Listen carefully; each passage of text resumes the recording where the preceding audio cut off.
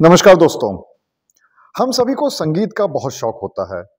किसी ना किसी रूप में कोई ना कोई संगीत हम लोग पसंद करते हैं, लेकिन हम लोगों को जो उसके वाद्य यंत्र होते हैं यानी जो म्यूजिकल इंस्ट्रूमेंट्स होते हैं उनके बारे में जानकारी नहीं होती। आपको भी कितनी ऐसे इंस्ट्रूमेंट्स हैं जिनके बारे में जानकारी होगी? ज़्यादा से ज़्यादा हम लोग को सितार पता है, गिटार पता है, तबला पता है, हारमोनियम पता है, शायद दो चार पांच और। लेकिन क्या आपने कभी सोचा है कि एक जगह ऐसी भी है जहां पर 110 तरह के म्यूजिकल इंस्ट्रूमेंट रखे हुए हैं, और वो भी आज के नहीं बल्कि सदियों पुराने, सैकड़ों साल पुराने। और वो उस तरह के इंस्ट्रूमेंट हैं जो कभी हमारे देश की संस्कृति में, हमारे देश के इतिहास में उनको बजाया जाता था, लेकिन आज एक तरह से वो विलुप्त हो चुके हैं। तो चलिए आज हम आपको एक ऐसी गैलरी के बारे में बताने जा रहे हैं कि जो गैलरी वाद्य यंत्रों की गैलरी है। जी हाँ, इस गैलरी का नाम है रोहतगी म्यूजिकल इंस्ट्रूमेंट गैलरी, और ये कानपुर में मौजूद है। यहाँ की जो सबसे खास बात है वो ये है कि यहाँ पर देश का कोई भी ऐसा म्यूजिकल इंस्ट्रूमेंट नहीं है जो कभी भी इतिहास में या आज बजाया जाता हो और वो उस गैलरी में ना हो। दूसरी बात, यहाँ पर ऐसे ऐसे वाद्य यंत्र मौजूद हैं जिनकी एक अलग ही कहानी है। यहाँ पर विचित्र वीणा है, जिसके बारे में ये कहा जाता है कि जब शिव जी ने पार्वती जी को सोते हुए देखा था तो उस समय उन्होंने इस विचित्र वीणा की उत्पत्ति की थी, और उसके बाद जब भी वो पार्वती जी के साथ होते थे तब वो विचित्र वीणा को बजाते थे। इसके साथ ही साथ यहाँ पर इस गैलरी में एक बहुत ही अलग तरह का वाद्य यंत्र मौजूद है जिसको कि रावण हत्था कहते हैं। रावण हत्था क्यों कहते हैं?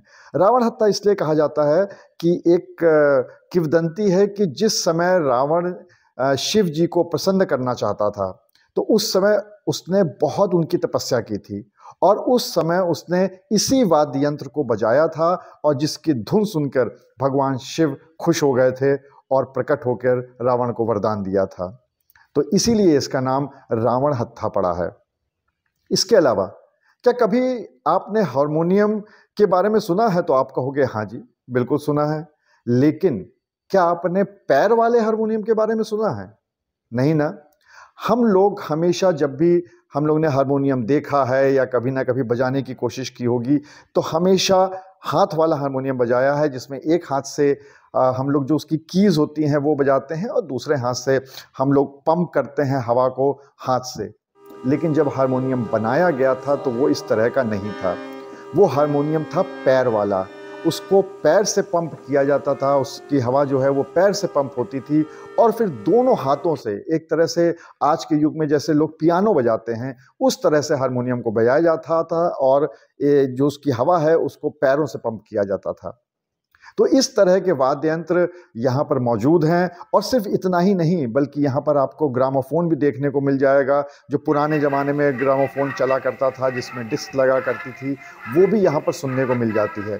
इसके साथ ही साथ पियानो तो है ही है, लेकिन यहाँ पर फोल्डिंग पियानो भी है, यानी एक ऐसा पियानो जिसे फोल्ड कर कर आप एक छोटे से बैग में लेकर कहीं भी उसको लेके जा सकते हो, उसको चार्ज कर सकते हो, फिर उसको बजा सकते हैं। इसके अलावा यहाँ पर कछुआ वीणा भी मौजूद है। कछुआ वीणा के बारे में कहा जाता है, जो इतिहासकार बताते हैं वो ये कि ये कछुआ वीणा अभी के नहीं बल्कि 12वीं शताब्दी में इसको बजाया जाता था, और आज उस तरह का ये जो कछुआ वीणा है उसका भी एक रूप यहाँ पर मौजूद है। और सिर्फ इतना ही नहीं बल्कि बहुत सारे ऐसे वाद्य यंत्र हैं जो यहाँ पर मौजूद हैं, जो यहाँ पर रखे गए हैं, और इसको उत्तर प्रदेश का अपनी तरह का इकलौता ऐसी गैलरी मानी जाती है जहाँ पर 110 तरह के वाद्य यंत्र हैं, और अभी से लेकर सैकड़ों वर्ष पुराने, हजारों वर्ष पुराने जो वाद्य यंत्र बजाए जाते थे वो यहाँ पर मौजूद हैं। तो अगर आप भी ऐसा चाहते हैं और म्यूज़िक के शौकीन हैं, वाद्य यंत्रों के शौकीन हैं, तो इस गैलरी में ज़रूर आइएगा। यहाँ पर आपको और भी नायाब चीज़ें देखने को मिलेंगी।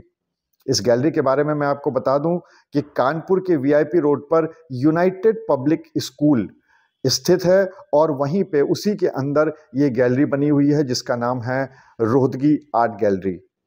आप वहां पर जा सकते हैं, शाम का समय खुलती है गैलरी 4 से 6 के बीच में, और जाकर इन वाद्य यंत्रों को न सिर्फ सुन सकते हैं बल्कि महसूस भी कर सकते हैं, क्योंकि कहते हैं ना, संगीत का कनेक्शन रूह तक से हो जाता है। तो जाइए इस गैलरी को देखिए, और अगर इसी तरह की और भी अच्छी अच्छी जानकारियाँ चाहिए हों तो उसके लिए हमारे चैनल को ज़रूर सब्सक्राइब करिएगा और ज़्यादा से ज़्यादा शेयर करिएगा। नमस्कार।